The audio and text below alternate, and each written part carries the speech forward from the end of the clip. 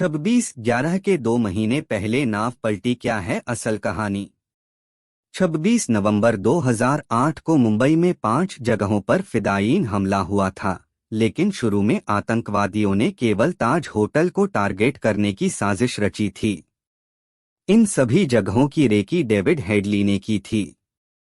वह नवंबर 2006 से अप्रैल 2008 तक कुल 8 बार मुंबई आया था, लेकिन छठी यात्रा तक हेडली केवल ताज होटल की रेकी कर रहा था, क्योंकि पाकिस्तानी खुफिया एजेंसी ISI ने उसे यही काम सौंपा था।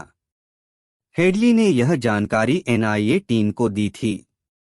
उसने आतंकवादियों की नाव अरब सागर में पलट जाने की बात भी NIA टीम को बताई थी। मुंबई हमले के कई महीने बाद जब हेडली को अमेरिका में गिरफ्तार किया गया, तब नेशनल इन्वेस्टिगेशन एजेंसी की एक टीम उससे पूछताछ करने के लिए वहां गई थी। हेडली ने उसी दौरान आतंकवादी साजिद मीर का नाम भी लिया था। मीर 26/11 हमले की साजिश रचने वालों में शामिल था।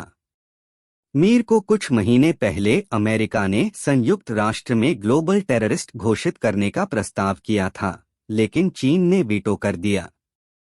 हेडली के अनुसार साजिद मीर ने उससे कई बार कहा था कि वह ताज होटल की रेकी जल्द से जल्द कर ले। सिर्फ ताज होटल पर हमले के लिए पहले सिर्फ 2-3 आतंकवादी बांग्लादेश या नेपाल के रास्ते भारत भेजने का प्लान था, लेकिन मार्च 2008 के बाद मुंबई में ताज होटल के अलावा कुछ और जगहों पर आतंकवादी हमले की तैयारी का फैसला किया गया और तय किया गया कि समुद्र के रास्ते 10 फिदायीन मुंबई भेजे जाएंगे। इसके बाद डेविड हेडली ने मुंबई में दर्जनों जगहों की रेकी की। हेडली ने अमेरिका गई NIA की टीम को कई अहम बातें बताई थीं। हेडली के मुताबिक उसे लश्कर के एक सरगना ने बताया था कि पाकिस्तान ने नवंबर से 2 महीने पहले यानी सितंबर 2008 में समुद्र के रास्ते आतंकवादियों को मुंबई भेजने का फैसला किया था और इसके लिए 25 लाख रुपए में एक बोट भी खरीदी थी। 10 आतंकवादी उस बोट में हथियारों के साथ रवाना भी कर दिए गए थे, लेकिन कराची से कुछ ही दूर समुद्र के अंदर किसी बड़े पत्थर से वह बोट टकरा गई और पलट गई। इसके बाद सभी 10 आतंकवादी तैरकर वापस कराची में समुद्र किनारे पहुंचे। उस बोट में रखे हुए हथियार और गोला बारूद समुद्र में ही बह गए। हालांकि 26/11 के मुख्य जांच अधिकारी रमेश महाले ने हमसे बातचीत में बताया कि अजमल कसाब मुंबई पुलिस की कस्टडी में करीब 3 महीने तक रहा, लेकिन उसने कभी भी सितंबर 2008 में पाकिस्तानी बोट के समुद्र में पत्थर से टकराने और पलटने की बात नहीं बताई। हेडली के अनुसार 26/11 हमला इसलिए संभव हो पाया क्योंकि पाकिस्तान की खुफिया एजेंसी ISI का इसमें पूरा सपोर्ट था। हेडली का कहना था कि हथियारों से लदी नाव को पाकिस्तान से भारत भिजवाना पाकिस्तान की हरी झंडी के बिना संभव ही नहीं था। 26/11 के आतंकवादियों को लश्कर-ए-तैयबा ने ट्रेनिंग दी थी। हेडली के अनुसार लश्कर की हर बड़ी साजिश ISI के क्लोज कोऑर्डिनेशन से ही होती है।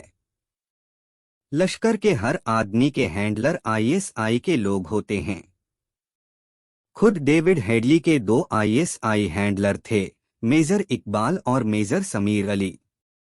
हेडली ने NIA को बताया था कि अप्रैल और जून 2008 की मुंबई यात्रा के दौरान उसे सोनी एरिक्सन का mobile camera phone major Iqbal ने दिया था और GPS डिवाइस साजिद माजिद उर्फ साजिद मीर ने दिया था।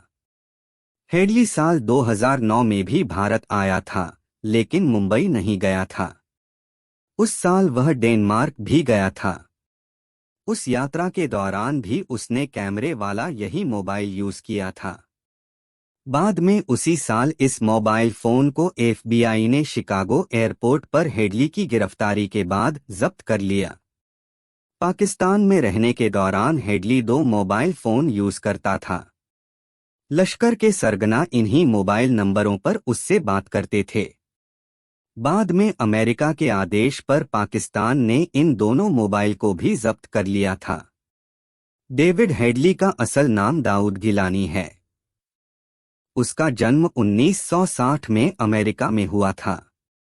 उसके पिता सैयद गिलानी पाकिस्तानी नागरिक थे और मां सिरिल हेडली अमेरिकन थीं।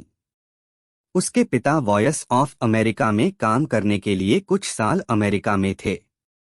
वहां उनकी मुलाकात सिरिल से हुई। हेडली के जन्म के बाद परिवार पाकिस्तान शिफ्ट हो गया। उसे रावलपिंडी के जाने माने हसन अब्दल कैडेट स्कूल में दाखिला दिलवा दिया गया। कुछ साल बाद 1966 में सैयद गिलानी ने सिरिल हेडली से तलाक ले लिया और पाकिस्तान में सईदा बेगम से दूसरी शादी कर ली। माँ बाप के तलाक के बावजूद डेविड हेडली कई साल तक पाकिस्तान में ही रहा। साल 1977 में वह अपनी मां के पास अमेरिका चला गया। सैयद गिलानी से तलाक के बाद सिरिल जब अमेरिका शिफ्ट हुई थीं, तो वह न्यूजर्सी के पास एक शहर में पब चलाने लगीं। इसी शहर के कम्युनिटी कॉलेज में उन्होंने बाद में डेविड हेडली का दाखिला करा दिया। हेडली जब बालिग हो गया तो मां ने पब उसके नाम पर ट्रांसफर कर दिया। हेडली ने उसी दौर में न्यूयॉर्क में एक वीडियो स्टोर भी खोला था। डेविड हेडली की एक सगी छोटी बहन शेरजाद भी है। उसका जन्म 1963 में हुआ। वह पेशे से डॉक्टर है और इन दिनों अपने पति के साथ अमेरिका में रहती है। दाऊद गिलानी यानी डेविड हेडली के 2 सौतेले भाई भी हैं। इनमें से एक भाई पाकिस्तान में प्रधानमंत्री कार्यालय में सूचना अधिकारी भी रहा है।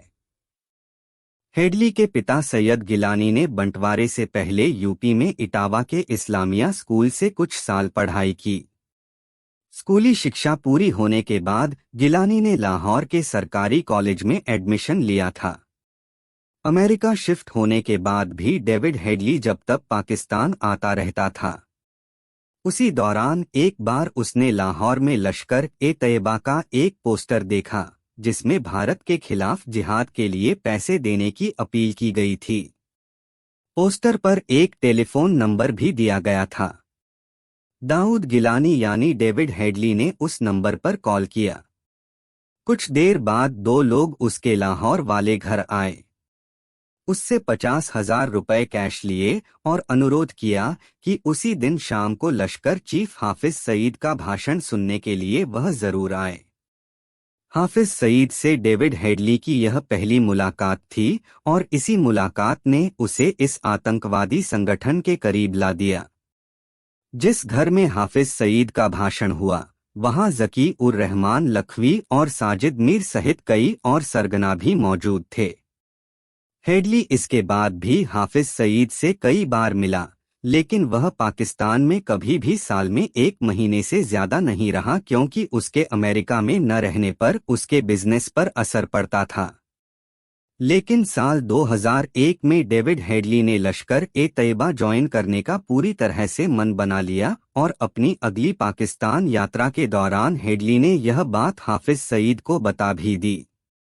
फरवरी 2002 से हेडली ने आतंकी ट्रेनिंग लेनी भी शुरू कर दी। उसे हथियार चलाने से लेकर बम बनाने तक हर तरह की ट्रेनिंग दी गई। उसी दौरान उसने लश्कर के कमांडरों से कहा कि उसे जम्मू कश्मीर में फिदायीन हमले के लिए भेजा जाए, लेकिन उसे जवाब दिया गया कि चूंकि उसकी उम्र फिदायीन बनने के लिए ज्यादा हो चुकी है, इसलिए उसके लिए कोई दूसरा काम चुना गया है। उस वक्त यानी साल 2002 में हेडली 42 साल का था। हेडली को इसके बाद मुंबई सहित भारत के कई प्रमुख शहरों की रेकी करने को कहा गया। यही नहीं, उसी दौर में वह Britain, Germany, France, Maldives, Sri Lanka और कई अन्य देशों में भी गया।